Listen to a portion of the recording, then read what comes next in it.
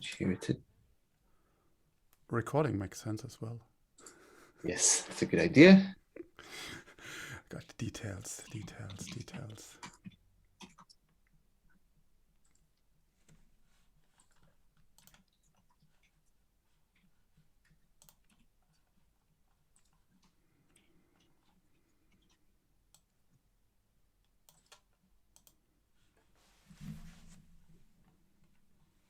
Okay.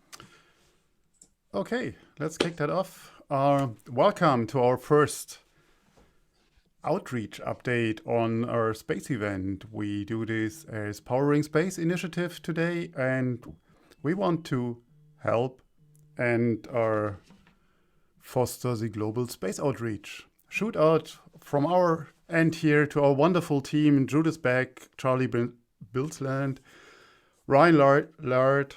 My guest today and part of our Powering Space team is the incredible Remco Timmermans, who had the chance to be in St. Petersburg last week at GLEX. I'm Torsten Kriening, your host and publisher of SpaceWatch.global, and we are a Switzerland-based online platform for information in and about space and new space activities in a geopolitical context. So, you're just back from the GLEX first in-person event after quite some time. How was it? I am, And yes.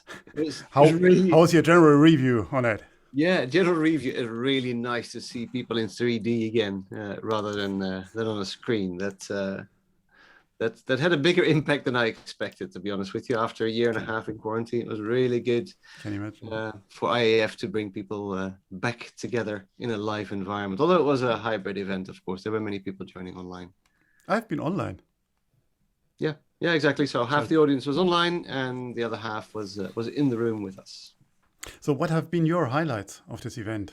Oh, there's been quite a few highlights. Well, the first highlight was being in person, of course, but that's not what you're referring to. It was good to see many of the key players in space exploration together discussing the future of space exploration, which obviously was the objective of the GLEX conference.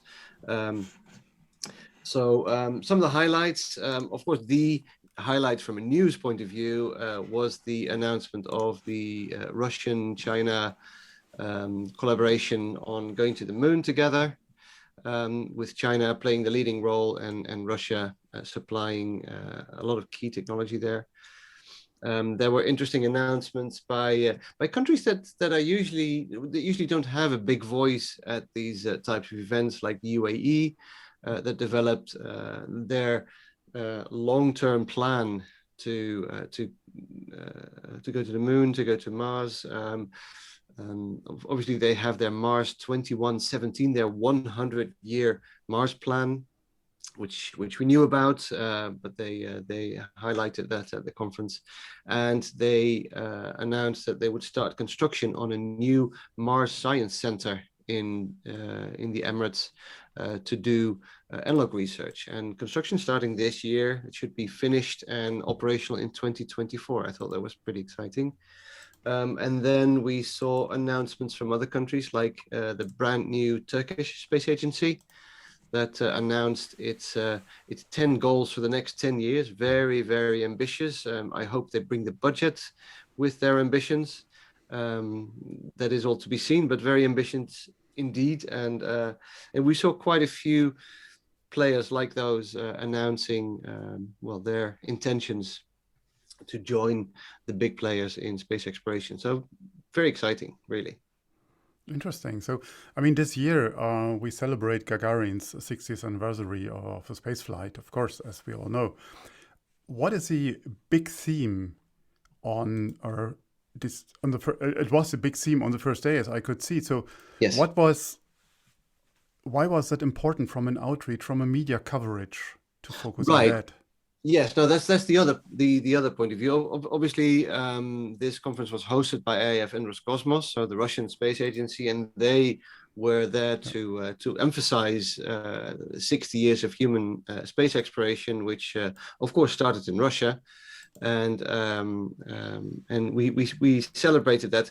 The reason we did that, of course, because it's the right year, but also, and that's what many of the astronauts. There were 16 cosmonauts and astronauts were present. The Association of Space Explorers sent quite a few of their members to St. Petersburg, and they all highlighted that what we're doing today is really, as they say, it's standing on the shoulders of that 60 years of human space exploration, and that for them was really important to highlight the human exploration side of it, which really is only 60 years young, and has been prepared. Everything that we're doing right now has been prepared and has been, how do you say that, has evolved from what these 16 and 500 plus colleagues of them have achieved in space today. And it was a good moment to, on 60 years after Gagarin, to also look back, not just look forward, but also look back and see what have we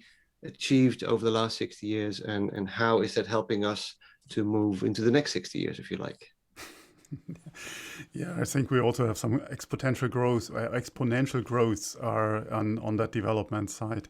So what did they made out of this huge gathering of astronauts? And I was impressed to see them all on stage and their names. And sure, we both had the pleasure to meet a few of them, but not this amount. So what made the media out of that?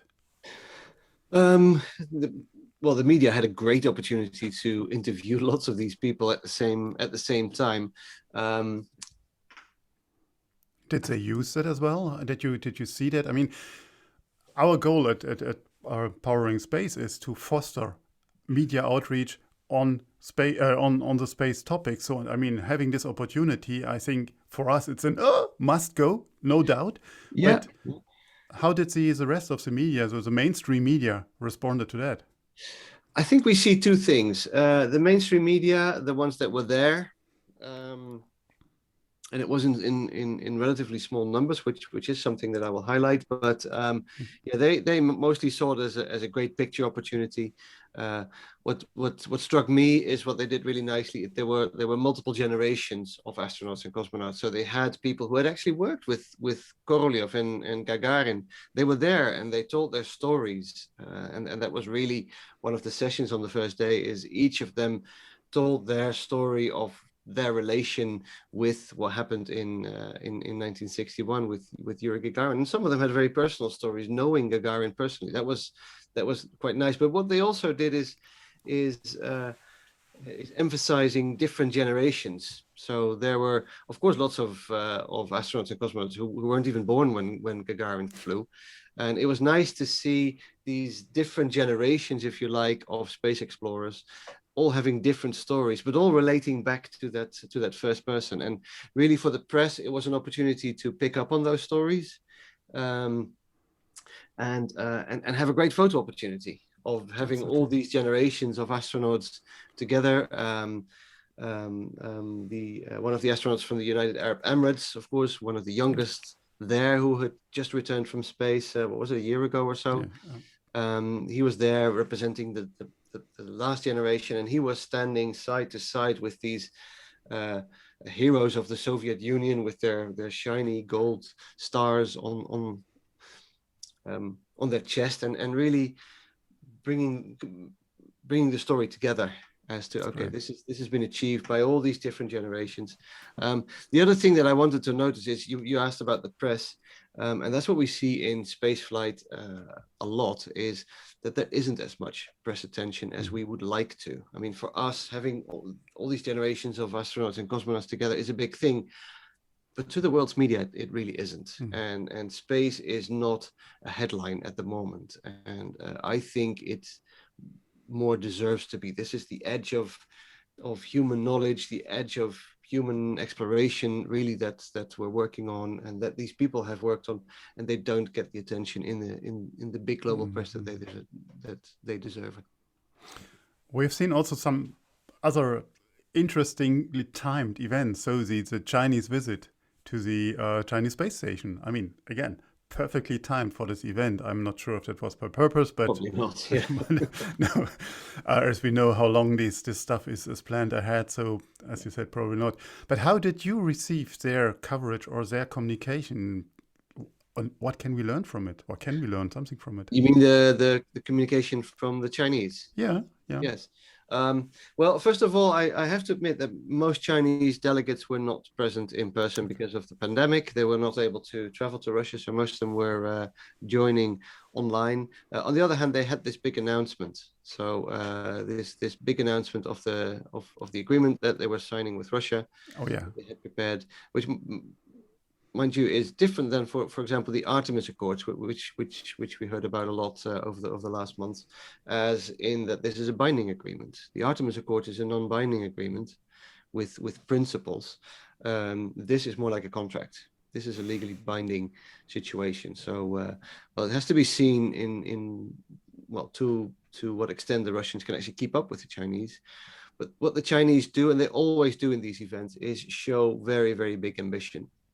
And what we've also learned from the Chinese is that when they announce these plans, usually in steps of 5 years, they actually meet those goals. And my personal observation was that although the Russians were very eager and very proud to join this agreement, the Russians have been less reliable in meeting the targets and deadlines, should we say. On the other hand, the director of the Russian Space Agency was very clear about this and saying that in the past, we haven't really committed to many programs. He literally mentioned Buran and the Energia launcher, although it's a long time ago, as projects that didn't really have a purpose, and that we should be careful not to end up in these prestigious projects that don't really have any purpose or goal and are therefore then not pursued, at least not finished. Like Buran only flew once. It cost a lot of money and a lot of effort, and it only flew once. So he wants to be careful not to fall into that trap again. And that, to me, kind of indicates, well, maybe a new focus of the Russian Space Agency in actually meeting their obligations now that they have towards the Chinese, because the Chinese and the Russian, they will use their different launches, they will use their different vehicles on the moon, they will really mix that knowledge in a program that has been plotted into time, where delays will probably not be accepted that easily. Absolutely, and we have a great outreach or a great coverage about Chinese space activities on spacewatch.global with our partner, Blaine Corcio. And I mean, these guys are really following it up from the Chinese end. Yeah, that's very important. I mean, it has always two sides, as we know.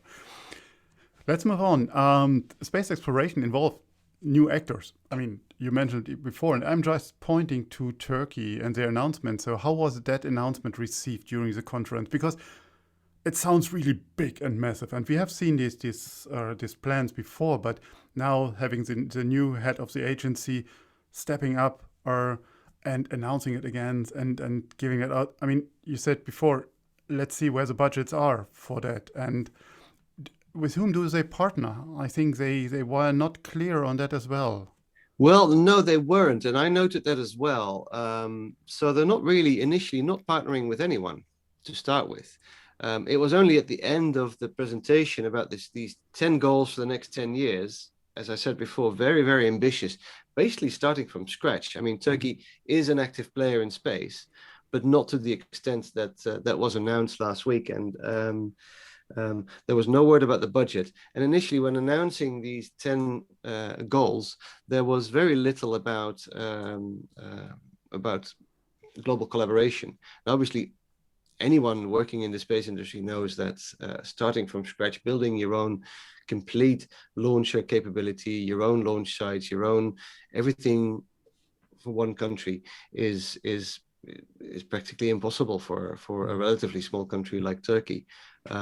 There was no word about budget, at least not that I could take from the story.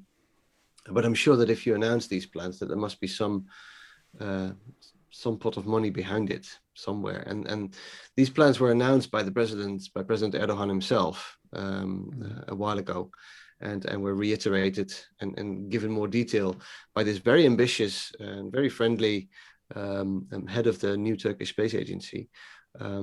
Very convincing, but again, we'll have to see. The proof is in the eating, as we say. That's right. Let's come to your active part. So as we at Powering Space are focusing on promoting outreach, I mean, it was absolutely great to see your panel. Can you tell us more about that? What happened? So what was the highlights? Sure. Well, let me first of all say that I was really happy and honored that IAF took the initiative to actually have an item, and not just any item in a small back room, but on the plenary stage in the Global Networking Forum, which is one of their key tracks in these conferences.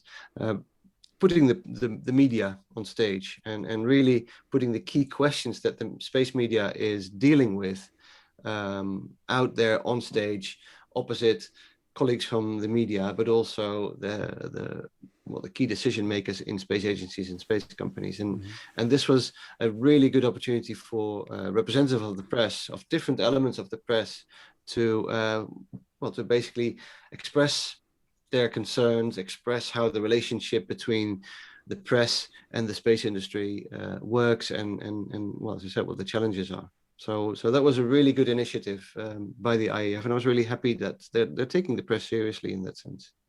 That's great.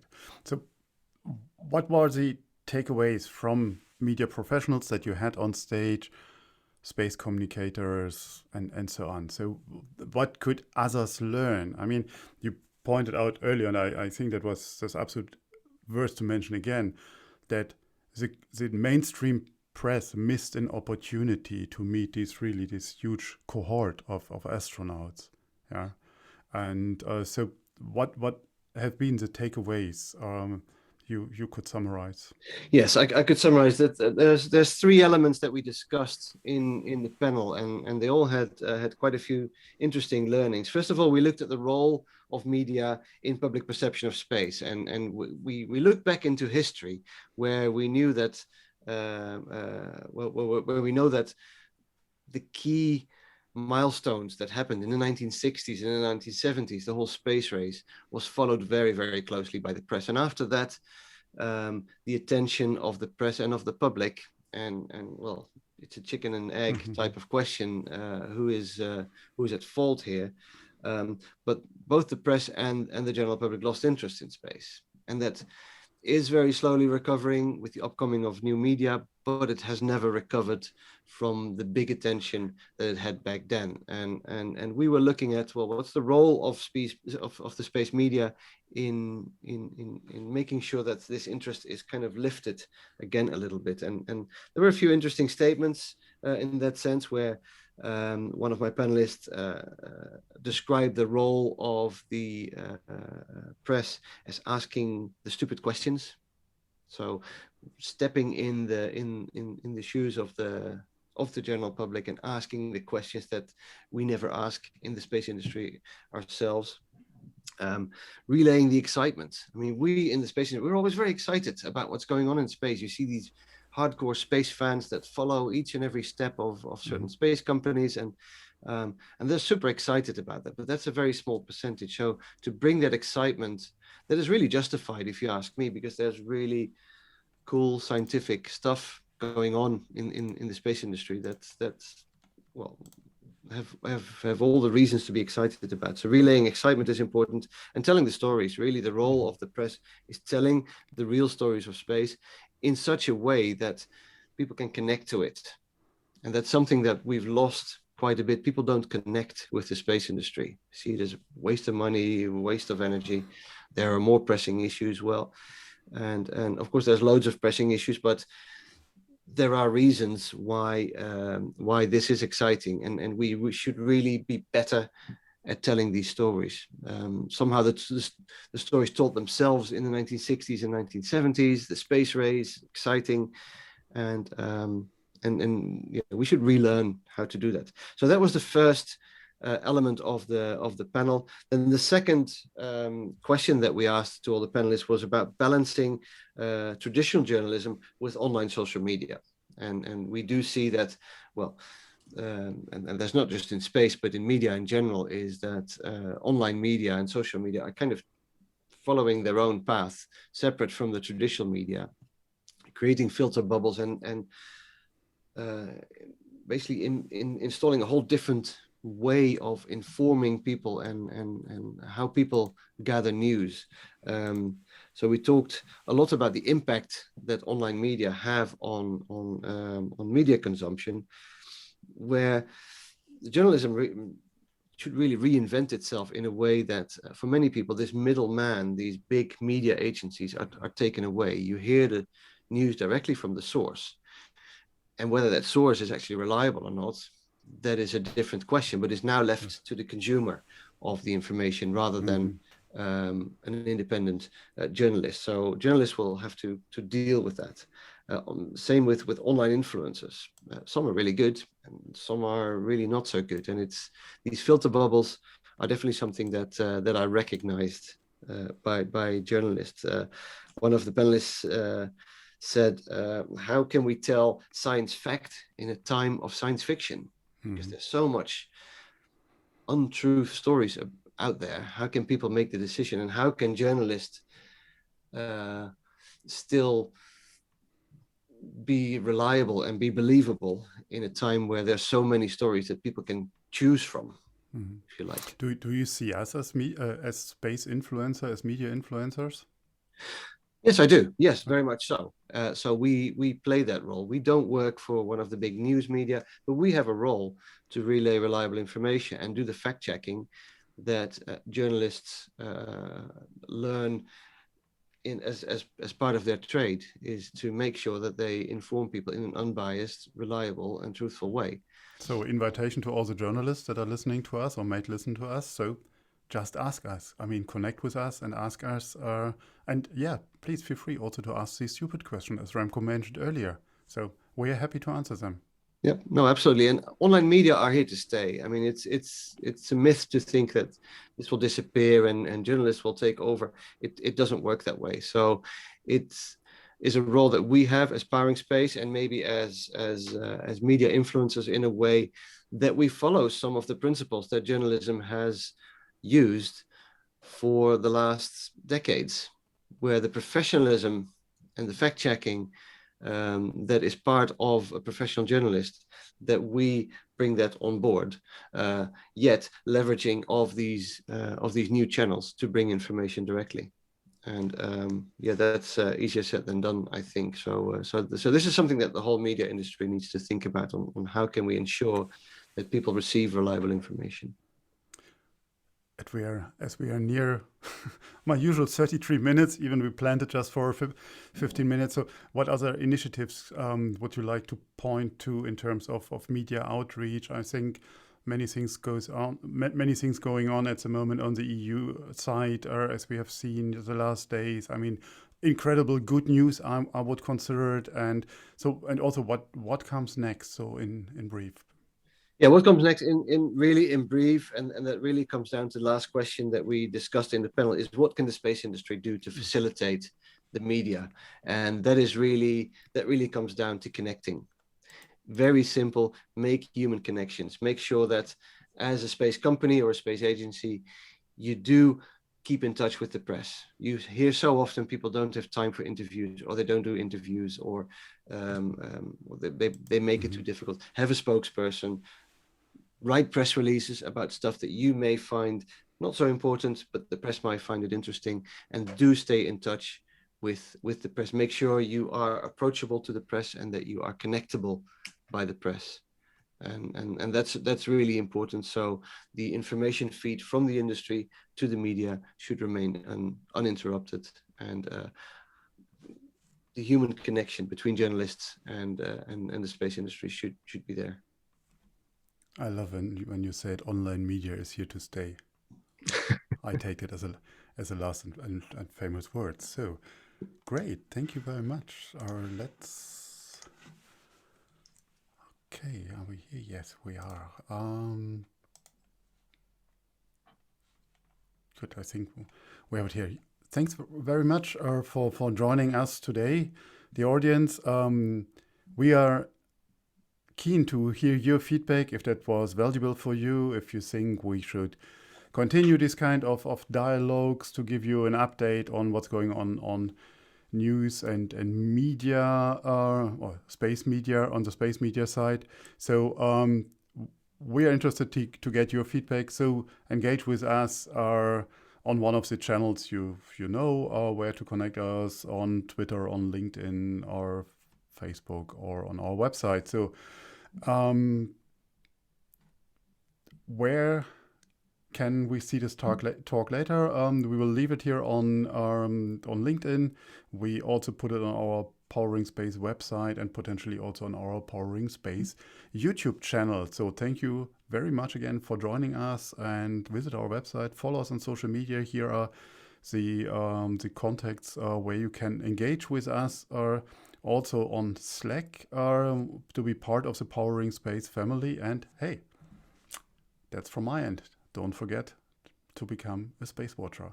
Thank you very much. Bye-bye. Thank you, Remco. Bye-bye, Torsten. Thank you very much.